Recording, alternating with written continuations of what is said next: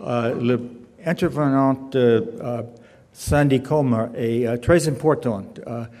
Sandy se coupe avec le même médicament qu'on donne les patients, mais elle a une différente perspective.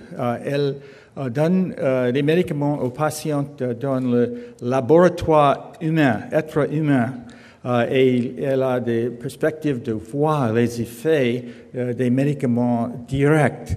Au lieu d'avoir simplement le reportage des patients qui est hors d'hôpital, elle étudie les patients dans l'hôpital et elle va discuter les possibles abus des médicaments qu'on donne dans la clinique.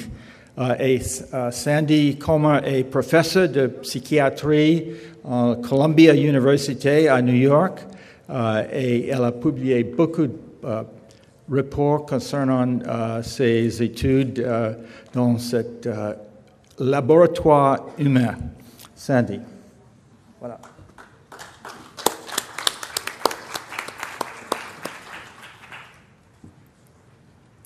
Thank you, Dr. O'Brien, for that introduction, and I'd like to thank Jean-Pierre and the organizing committee for inviting me here to give this presentation today.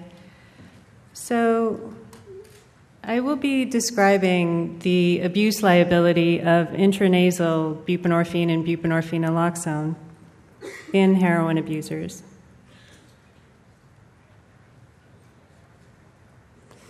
First, I'd like to acknowledge the support of NIDA for some of the research that I'll be presenting today, and also Shearing Plow and Reckitt Benckiser. Reckitt is supporting the study with intranasal buprenorphine. So, as we're all very aware, opioid dependence is a worldwide problem. In the U.S., it's heroin, as well as worldwide, and in particular, prescription opioid abuse has increased dramatically in the U.S. over the past decade or so. Thankfully, there are effective treatments for opioid dependence, and we've heard about a few of these this morning. So we know that methadone and buprenorphine, as well as the buprenorphine-naloxone combination, are all effective treatments for opioid dependence.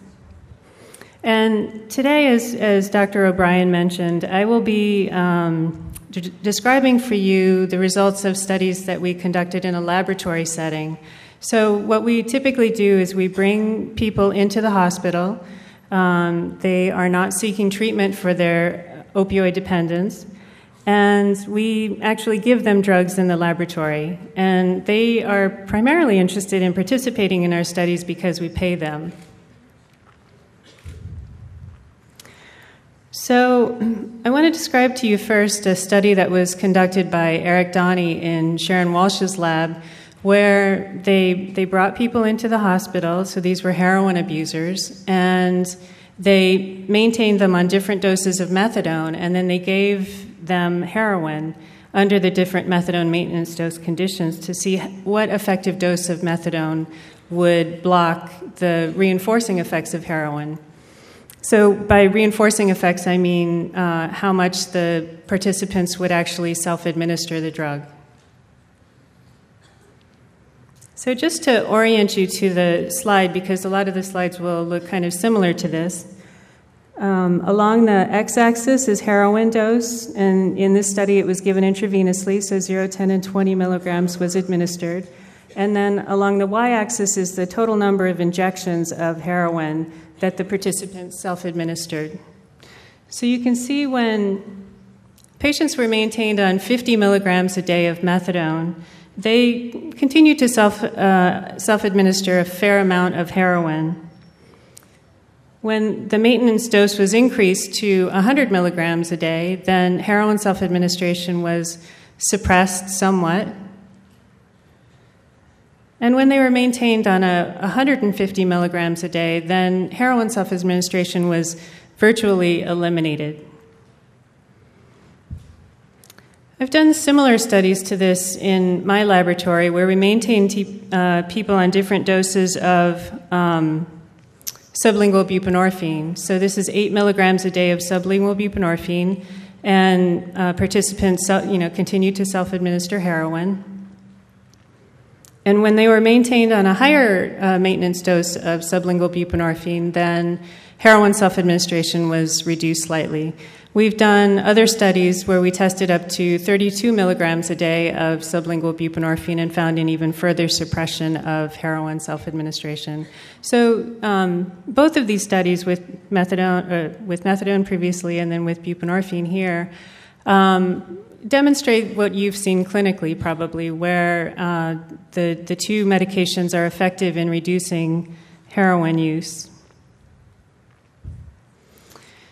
So we turned our attention to the abuse liability of the medications themselves. So in this study, what we did was we brought in heroin abusers into the hospital.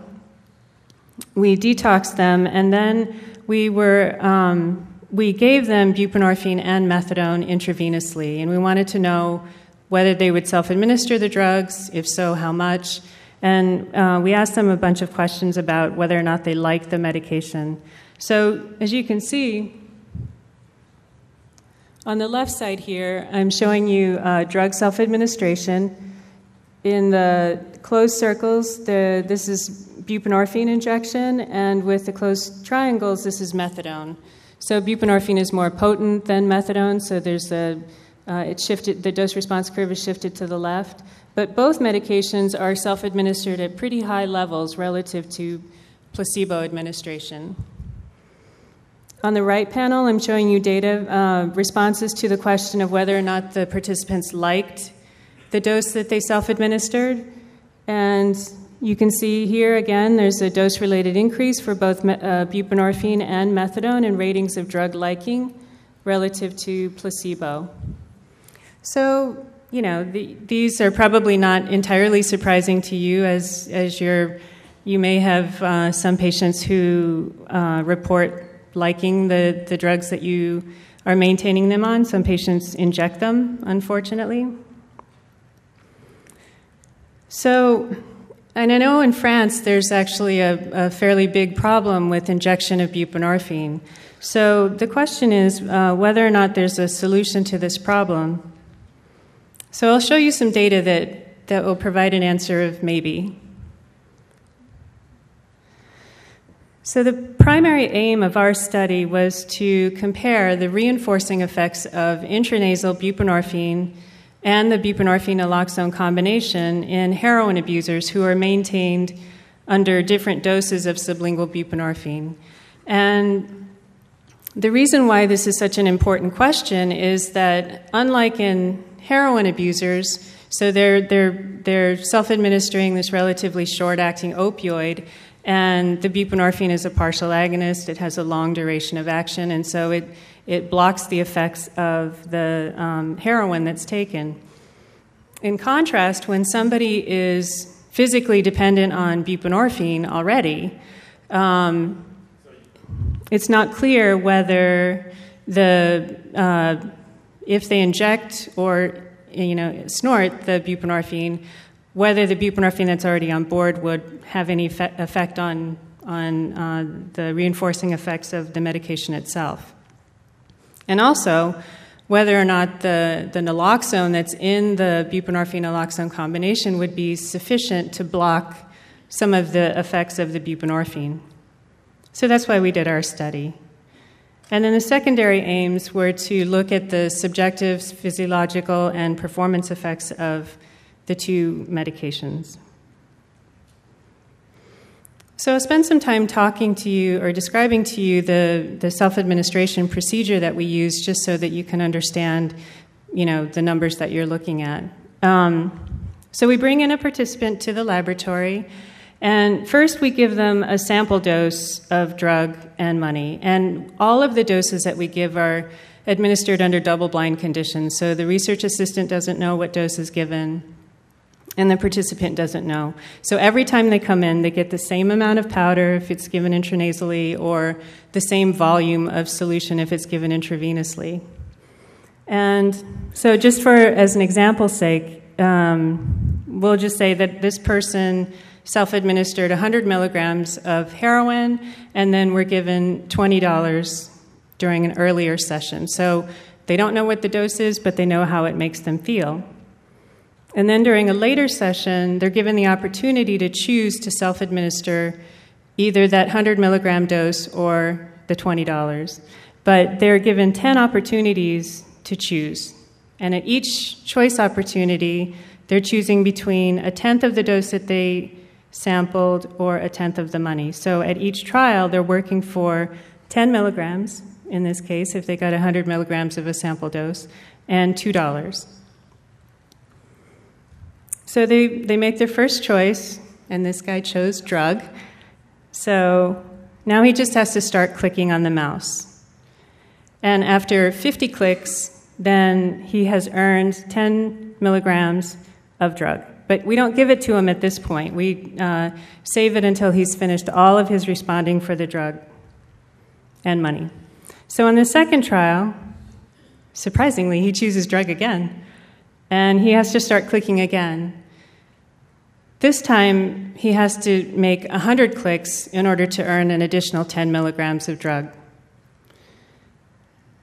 So then he chooses again, he chooses drug, and then he starts clicking. So if this person chose drug on the first 7 trials, then by the 7th trial, he would have to make 1,600 responses in order to earn that same 10 milligrams of drug. So you can see that it becomes harder and harder for the person to earn each additional amount of drug. So this is why we call it a progressive ratio procedure. Then if the person switches over to self-administering money, this time he only has to make 50 clicks. So the ratio requirement for drug and for money increase independently. So at the end of the trial, if he chose, or end of the 10 trials, if he chooses drug 7 times and money 3 times, then he would be earning 70 milligrams of drug and $6. So as I mentioned, he doesn't get the drug until all of the responding has been completed. So then he gets the money, it goes into a little bank, he gets the drug, and he's happy. So this is how we look at the reinforcing effects of the drugs. And the design that we used in this study was a randomized double-blind crossover study, which means that all of the participants received all of the maintenance drugs and all of the test drugs during laboratory sessions. It was done completely on an inpatient setting. This was done in the hospital for safety reasons. These were all heroin-dependent participants, and they were not seeking treatment for their drug use. So again, their primary motivation for coming into the study and completing it is to get paid. The target number of subjects that we're aiming for in this study is 12, and I'll show you data for the first 5. Oh, sorry.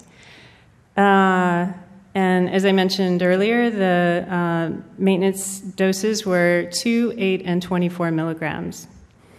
So the challenge doses that the test doses that we're administering are placebo, naloxone, and heroin. So these are our control conditions. Naloxone is the negative control, heroin is the positive control.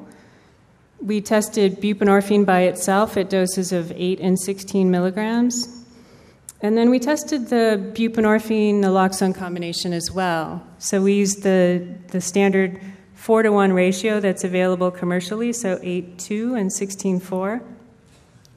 And then we were also interested in testing different dose ratios of buprenorphine naloxone. So we used a 1-to-1 ratio. So this is 8 milligrams of buprenorphine and 8 milligrams of naloxone, as well as a 1-to-2 ratio. So 8 milligrams of buprenorphine and 16 milligrams of naloxone.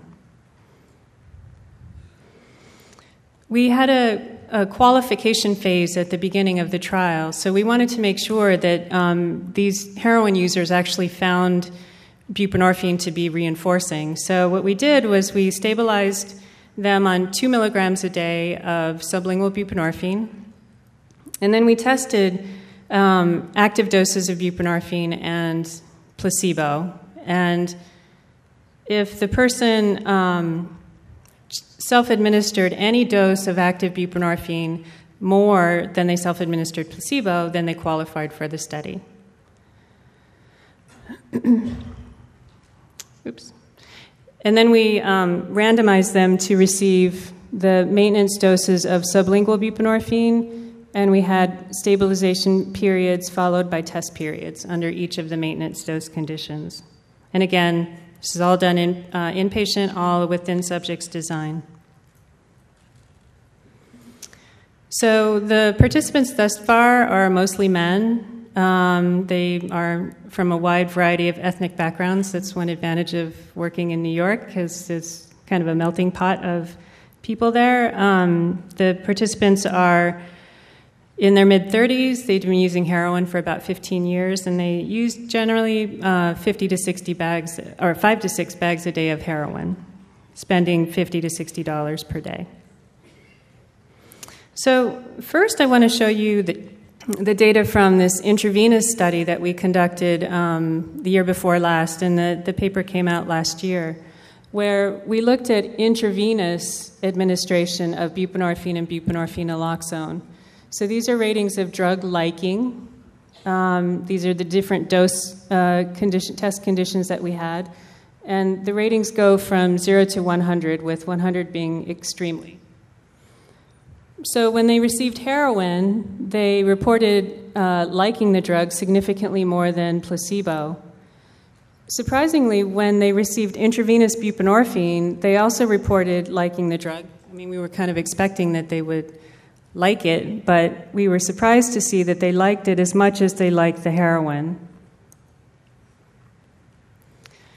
The buprenorphine naloxone combination was also liked significantly more than placebo, but it was liked less than the heroin. So although the naloxone in the medication was effective in partially blunting the effects, it wasn't of the buprenorphine, it wasn't completely effective in reducing drug liking. Then when we looked at drug self-administration, not surprisingly, they self-administered heroin more than placebo. And then again, these data matched the ratings of drug liking. There was a lot of self-administration of both the low and the high dose of buprenorphine. And the buprenorphine naloxone combination was only partially blunted in terms of reinforcing effects. So then we were wondering if the same thing would happen with intranasal buprenorphine, because there have been increasing reports of abuse of buprenorphine and the buprenorphine naloxone combination via the intranasal route. And these are our data. So these are ratings of drug liking. Heroin is liked a lot, not surprisingly.